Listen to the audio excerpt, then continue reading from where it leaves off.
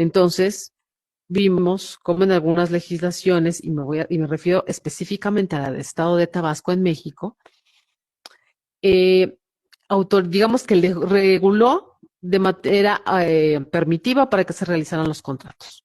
Después, cuando vieron que llegaban muchos extranjeros, en una segunda etapa dijeron, sí permitimos la gestación por sustitución, ellos no denominaban así, pero dijeron, sí, sí vamos a dejar, pero no a extranjeros. Y ahí se metieron en un problema legal. Porque si ustedes recuerdan, en temas de derechos humanos, hablamos de progresividad. Entonces, había un punto de discriminación, porque si solamente estoy autorizando a nacionales y no a extranjeros a que realicen esta práctica, ya había un tema de discriminación. Pero no solo eso, recuerden que en México no solamente viven mexicanos, hay extranjeros incluso que tienen una residencia legal en nuestro país y por tanto no teníamos que haberlo hecho, pero el legislador, en un grave error, optó por restringirlo. ¿Qué es lo que vimos entonces en la práctica?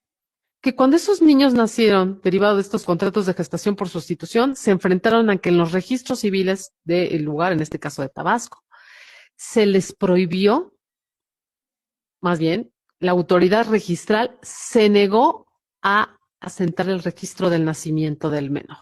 Y entonces ahí tenemos otro de los problemas. Se violó el derecho de los niños porque todo niño tiene el derecho a ser registrado.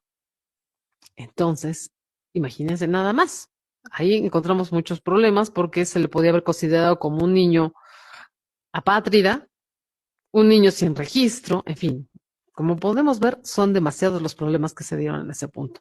Derecho del nombre, porque aquí también vamos al otro punto del que nos da problemas la gestación por sustitución. ¿Quién tenemos que asentar dentro del acta de nacimiento como el padre, madre o padres de ese menor? Legalmente, nosotros nos enseñaron desde nuestros primeros años en el estudio de la carrera del derecho, un principio del derecho romano. ¿Cuál? El de la certeza de que la madre, ¿verdad? De quién es la madre. Pero las técnicas de reproducción asistida lo que hicieron fue complicarnos las cosas. Porque como les decía, si una persona, una mujer comitente, mm, solicita el apoyo, quiere hacer un contrato de gestación por sustitución con otra persona que la va a gestar y ella no puede donar, entonces tendría que recurrir ¿a qué? A una donación. Entonces, si el ordenamiento jurídico lo que establece es que el vínculo biológico es la determinante para asignarle, en este caso, la maternidad a quien donó, a quien es, digamos, entre comillas, el propietario de ese óvulo, pues ya tenemos un problema legal. Ha sido muchos los avances que se han dado, sobre todo en el sistema jurídico mexicano, porque finalmente hubo la necesidad de judicializar los casos. ¿Por qué? Porque como decíamos, se presentaron tantos que incluso la Corte en en semana más o menos reciente, lo que estableció es que la determinante para que señale quién es el padre o padres no es el vínculo biológico, es lo que se ha denominado voluntad procreacional. Es decir, reconoció que a través de los contratos es posible que se les dé ese reconocimiento como padres de un menor.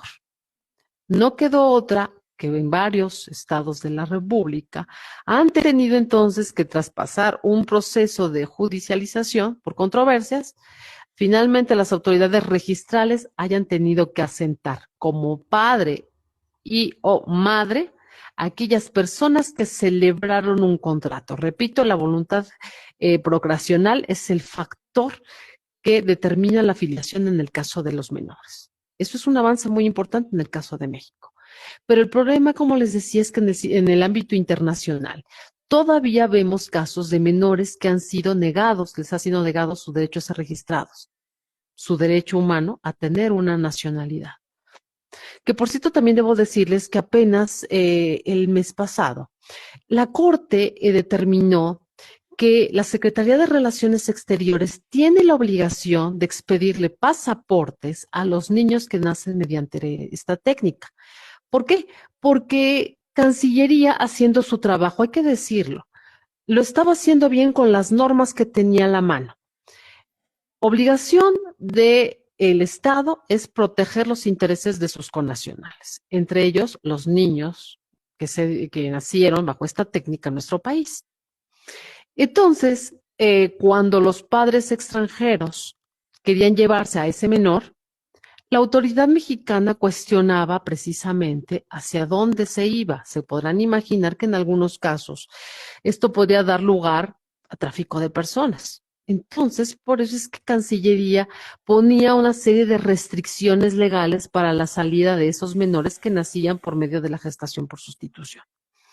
Entonces, lo que dijo la Corte es, no, Cancillería, tienes que regular precisamente para que, digamos, en aras del interés superior del menor, podamos entonces preservar esos derechos de los niños y, por tanto, tengan derecho a un pasaporte, que no estén siendo objeto de discriminación derivado de la forma de nacimiento en que se dio.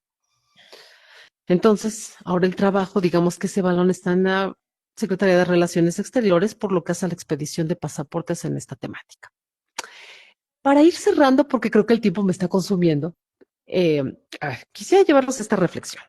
Si bien es cierto que espacios como el metaverso nos puede llevar a un mundo en donde podemos realizar contratos que antes quizás ni siquiera lo teníamos muy bien definido, quizás en nuestra imaginación. El Código Nacional de Procedimientos Civiles y Familiares ha establecido qué cosa. Bueno, que dentro de la cooperación internacional es importante este tipo de espacios, ya sea para celebrar contratos. Pero lo importante es también entender muy bien que nosotros como abogados tenemos una labor, un compromiso. ¿Cuál? El de estudiar para prever las posibles dificultades que se puedan derivar de este tipo de convenios como el que el día de hoy les he platicado. Es decir, nosotros como abogados, si bien es cierto que tenemos que convenir, tenemos que llevar a cabo lo necesario para que los intereses de nuestros representados se vean protegidos, por ende es tan importante de establecer quién conoce de la controversia en caso de, por ejemplo, de incumplimiento. Uno de los foros que mayormente ha sido aceptado es la de la autoridad del lugar en donde la persona gestante se encuentra domiciliada o residiendo. Esa es una primera posibilidad. Segundo, ¿cuál es la norma de aplicación que regula? Generalmente es la ley que le da mayores beneficios, en este caso, al menor y en su caso a la persona gestante. ¿Dónde viene la parte también de cooperación internacional? En el reconocimiento del acto jurídico, en este caso, del acta de nacimiento o de la sentencia, porque en algunos países así es, la sentencia que reconoce el estatus de hijo respecto del menor y los padres comitentes. Son elementos básicos que nosotros como abogados tenemos que considerar cuando realicemos este tipo de convenios. No me queda más que agradecer, por supuesto, la atención